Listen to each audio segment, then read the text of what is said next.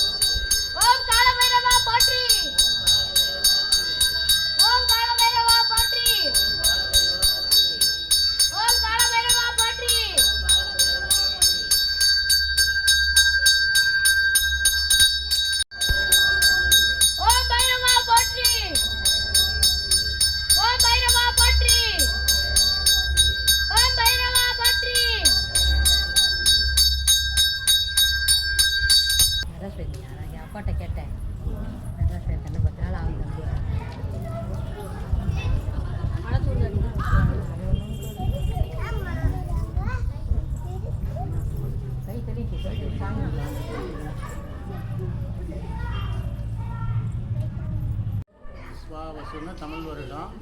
இப்போ நடக்கக்கூடியது பராபவ வருஷம். முதல்ல பார்த்தீங்கன்னா நமக்கு முன்பகுதியில் மழை குறைவு தான், பின்பகுதியில் தான் மழை கொஞ்சம் அதிகமாக இருக்குன்னு பஞ்சாங்கத்தில் போட்டிருக்காங்க. இங்கே பஞ்சாங்கம் படிச்சிருப்பாங்க, சாமி எரும வாகனத்தில் வந்தது அதெல்லாம் சொல்லியிருப்பாங்க. அதனால் நம்மலாம் எரும வாகனத்தில் மழை நல்லா பெய்யும் அப்படிங்கிறது நமக்கு முன்னாடியே சொல்லப்பட்டிருக்கு. எப்படி இருந்தாலும் இப்போ நாம் கொஞ்சம் வெயில் குறைஞ்சு கொஞ்சம் கிளிகிள்னு வந்து உருவாகிருக்கு, இந்த சூழ்நிலை உருவாகிருக்கு. நமக்கு இவ்வளோ நாளாக அடித்த வெயில் நமக்கு ரொம்ப சிரமத்தை கொடுத்தது. வெயில் இப்படியே இருக்குமோ குறையுமோ அப்படிங்கிறதெல்லாம் பார்த்தோம். இப்போ கடவுளாக பார்த்து கொஞ்சம் வெயிலை குறைச்சி நமக்கு எல்லா இடங்களுக்கும் போகிறதுக்கு வழி பண்ணியிருக்காரு. சரி, அது ஒரு பக்கம் இருந்தாலும் சித்திரை மாதம் நமக்கு இதுதான் முதல்ல தேய்பிறை அஷ்டமி. தேய்பிறை அஷ்டமி பைரவருக்கு முதல்ல இந்த வருஷத்தில் சித்திரை மாதத்தில் இது இன்றைக்கி என்ன கிழமை அப்படின்னா உங்களுக்கு தெரியும், சனிக்கிழமை. சனிக்கிழமை யார் யாருக்கெல்லாம் உகந்த நாள் அப்படிங்கிறது தெரியும். சனிக்கிழமை சனி பகவானுக்கு உகந்த நாள். சனி பகவான் மட்டும் இல்லை, அப்புறம் ஆஞ்சநேயருக்கு உகந்த நாள், சனி பகவான் பெருமாளுக்கு உகந்த நாள். இன்றைக்கி நட்சத்திரம் என்ன அப்படின்னா திருவோண நட்சத்திரம். திருவோணங்கிறது ரொம்ப விசேஷமான நட்சத்திரம். யாருக்கு அப்படின்னா பெருமாளுக்கு. பெருமாளுக்கு திருவோண நட்சத்திரம் உகந்த நாள். சனிக்கிழமையும் உகந்த நாள், திருவோண நட்சத்திரமும் உகந்த நாள். நம்ம ஊரில் தான் இப்போ கொஞ்சம் திருவோணங்கிறது தெரியாமல் இருக்கும். புளியூர்லாம் திருவோணம் 2-3 இடத்துல பூஜை பண்ணுறாங்க. கலியபெருமாள் கோயில், பெருமாள் கோயிலில், அப்புறம் பார்த்திங்கன்னா ஆஞ்சநேயர் கோயில், இதெல்லாம் திருவோணம் பண்ணிகிட்டு இருக்காங்க. திருவோணங்கிறது விசேஷமாக கலியபெருமாள் கோயிலில் தான் ரொம்ப நல்லா நடக்கும். இந்த திருவோணங்கிறது அங்கே தான் ரொம்ப நல்லா நடத்துகிறாங்க. புளியபுரத்தில் மாரடியில் எல்லா விசேஷமும் இப்போ தான் ஆரம்பிச்சிருக்காங்க. இப்போ தான் நமக்கு ஆரம்பிச்சிருவோம். இந்த சித்திரை மாதத்தில் இருந்து தான் நம்ம எல்லாத்தையும் பார்க்குறோம்.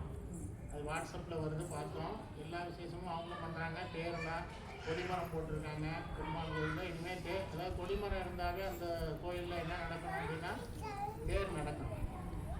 தேர் நடக்கிறதுக்கு ஒரு விளம்பரம் மாதிரி தான் நமக்கு கொடிமரம். கொடிமரங்கிறது பார்த்திங்கன்னா தொப்புள் கொடி மாதிரி உள்ள இருக்கிற மூலவருக்கு தொப்புள் கொடி போல் எது கொடிமரம். அந்த கொடிமரத்தில் கொடியேற்றிட்டா நம்ம என்ன நடக்க போகுதுன்னு அங்கே அர்த்தம் அப்படின்னா இந்த கோயிலில் ஏதோ உற்சவம் நடக்க போகுது, தேர் நடக்க போகுது, அதான் கொடியேற்றிருக்காங்க அப்படிங்கிறத அந்த காலத்தில் தெரியப்படுத்துறதுக்கு தான் கொடிமரம். அந்த கொடிமரம் தான் பார்த்திங்கன்னா விசேஷமானது. கொடிமரத்துக்கு அந்த பக்கம் தான் நம்ம கீழே விழுந்து சாமியை தரிசனம் பண்ணணும். ஒவ்வொரு கோயிலையும் நம்ம நினைச்ச இடத்துல கீழே விழுந்து சாமியை கும்பிடக்கூடாது. அதனால் வேண்டி நம்ம பாட்டில் கும்பிட்றோம். அதெல்லாம் வந்து அது எல்லாம் பழகிட்டான், அப்படியே பழகிட்டான். ஒவ்வொரு இடத்துலையும் சாமியை பார்த்தோம்னா கையெழுத்து மட்டும் கீழே விழுந்துடணும். அது அந்த மாதிரி வேண்டாம். இப்போ நம்ம சிவங்கோயிலில் பார்த்தீங்கன்னா இங்கே வந்து வடக்கமாக பார்த்து இங்கே கொடிமரம் இல்லை, அதனால் வழிபடத்துக்கு பின்னாடி நாம் கீழே விழுந்து வடக்கமாக சாமி கும்பிட்டாவே எல்லா தெய்வங்களுக்கும் நம்ம கீழே விழுந்து சாமி கும்பிட்டது. அதனால் எல்லா இடங்கள்லையும் கீழே விழுந்து சாமி கும்பிடாமல் அப்படியே சாமியை கும்பிட்டு நாங்கள் அந்த கொடிமரத்துக்கிட்ட அல்லது பலிபீடத்துக்கு பின்னாடி வந்து நின்று கீழே விழுந்து சாமியை தரிசனம் பண்ணணும். கீழே விழுந்து கும்பிடுறது. அது மாதிரி இன்றைக்கி பார்த்திங்கன்னா சித்திரை மாதத்தில் சனிக்கிழமை பெருமாளுக்கு உகந்த நாள். இன்றைக்கி அஷ்டமியாகவும் போட்டி யாருக்கு? பைரவருக்கு. தேய்பிறை அஷ்டமி பைரவருக்கு உகந்த நாள் ஆயிடுச்சு. சிவபெருமான் இங்கே சிவபெருமானோட இன்னொரு அம்சம் தான் என்னது பைரவர். அதனால் சிவபெருமானுக்கு இன்னைக்கு உகந்த நாள், ஆஞ்சநேயருக்கு உகந்த நாள், பெருமாளுக்கு உகந்த நாள், சனி பகவானுக்கு உகந்த நாள். 4 தெய்வங்களுக்கு இன்னைக்கு உகந்த நாளாக இன்னைக்கு இருக்குது. ஏன்னா திருவோணம் வந்தது விசேஷமானது. அடுத்தது சனிக்கிழமையாக வந்தது விசேஷமானது. இதெல்லாம் நாம் பார்க்கணும்.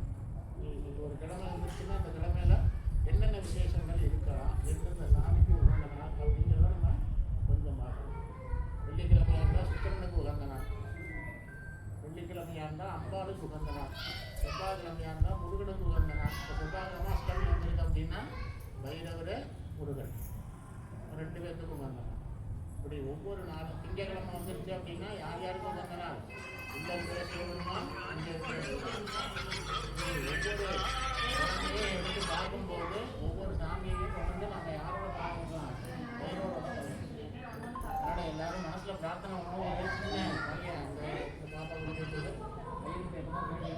என்ன சொன்னாருன்னு நாம் இந்த தூக்கி நாளங்களுக்கு போடுறது, தேங்காயை எல்லாம் உடைச்சி இந்த மூடியில் நம்ம எண்ணெய் ஊற்றினது, அந்த மூடியில் நம்ம எண்ணெய் ஊற்றியில் திணியை போட்டு உடச்சி வைக்கிறது.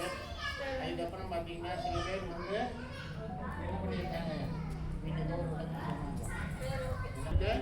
அதை குழி மாதிரி பண்ணி அதில் எண்ணெய் ஊற்றி இதெல்லாம் எதுக்காக நம்ம பண்ணோம்னா நமக்குள்ள பிரச்சனைகள் தீரணும். அதுக்கு பைரவருக்கு என்ன விளக்கு போட்டால் பிரச்சனை தீரும். ஒவ்வொன்றுக்கும் ஒன்று சொல்லியிருக்காங்க. கடன் சுமை இருந்தால் இது பண்ணு, அல்லது உனக்கு பில்லி சூனியம் அப்படிங்கிறத நம்ம கேள்விப்பட்டிருக்கோம். அது அந்த மாதிரி யாராவது நமக்கு பண்ணியிருந்தாங்கன்னா அதுக்கு என்ன பண்ணலாம், பரிகாரத்துக்காக தேங்காயை உடைச்சி பண்ணி அதில் உள்ளே இருக்கிறதெல்லாம் எடுத்துட்டு அதை நிறைய ஒரு 1/2 லிட்டர் எண்ணெய் பிடிக்கும். அது மாதிரி எண்ணெயை ஊற்றி திரிய போட்டு விளக்கி வச்சு சாமி போடுறது சில இடங்கள்ல நடக்குது. இப்போ பிள்ளைகளுக்கெல்லாம் தேங்காயை உடைப்பாங்க, தேங்காயில் விளக்கு போடுவாங்க. அதே போல் பூசணிக்காயில் விளக்கு போடுறாங்க. மற்றபடி பார்க்க நான் பார்க்கல. மற்றபடி பைரவருக்கு எது சனிபகவானுக்கு எது பைரவருக்கு மிளகு விளக்கு போடணும். மிளகு எந்த துணியில் கட்டி போடணும்னா அவர் கட்டியிருக்க அந்த சிவப்பு துணி தான். சனி பகவான் தான் கருப்பு துணி, பைரவருக்கு சிவப்பு துணியை நல்லா கிழித்து அதில் மிளகு 21 மிளகை உள்ளே போட்டு, அல்லது 27 நட்சத்திரங்களை குறிக்கிறதுக்காக 27 மிளகை போட்டு அதை ஒரு மூட்டை மாதிரி கட்டி கொண்டு வச்சு எண்ணெயை ஊற்றி, நல்லெண்ணெய் எல்லாத்துக்கும் பிரச்சனை இல்லாதது, நல்லெண்ணெயை ஊற்றிக்கலாம். சிவபெருமானாக இருந்தால் இழுப்பெண்ணெய், சிவபெருமானாக இருந்தால். மற்றபடி நல்லெண்ணெய், இழுப்பெண்ணெய், நெய், இது விசேஷம், நெய் விசேஷம். அதனால் இந்த மாதிரி போட்டு பரிகாரத்துக்காக அவங்க என்ன பண்ணாங்க, நமக்கு உண்டான பிரச்சனை தீரணுங்கிறதுக்காக அதில் விளக்கு போட்டு சாமி கும்பிட்றாங்க. நாம் அந்த மாதிரி எதுவும் இல்லைன்னா கூட நம்ம சாமியை மனசார பிரார்த்தனை பண்ணுவோம். நமக்கு உண்டான பிரச்சனைகளை தீர்க்கிறதுக்கு பைரவர் நமக்கு நல்ல அருள் புரியணும் அப்படிங்கிறத மனசில் நினச்சி பிரார்த்தனை பண்ணிக்கிங்க. அதனால் நம்ம பார்வதி பதையே समस्त दुरीदक्षयद्वार श्री परमेश्वर प्रीत्यर्थम शिव शिव शिव संवाद्याय प्रवर्तमानस्य अद्य ब्रह्मणः द्वितीयपरार्धे श्वेतवराहकल्पे वैवस्वत मन्वन्तरे अष्टाविंशतितमे कलियुगे प्रथमे पादे जम्बोद्वीपे भारतवर्षे वरदगन्धे मेरोः दक्षिणे पार्श्वे दण्डकारुण्यां शताब्दे अस्मिन् वर्तमाने विपदारिके प्रभवादीनाम् अस्ति संवत्सराणां मध्ये श्री पराभवनाम संवत्सरे उत्तरायणे वसन्तऋतौ मेषमासे कृष्णपक्षेभ्यां पुण्यतिथौ वासरः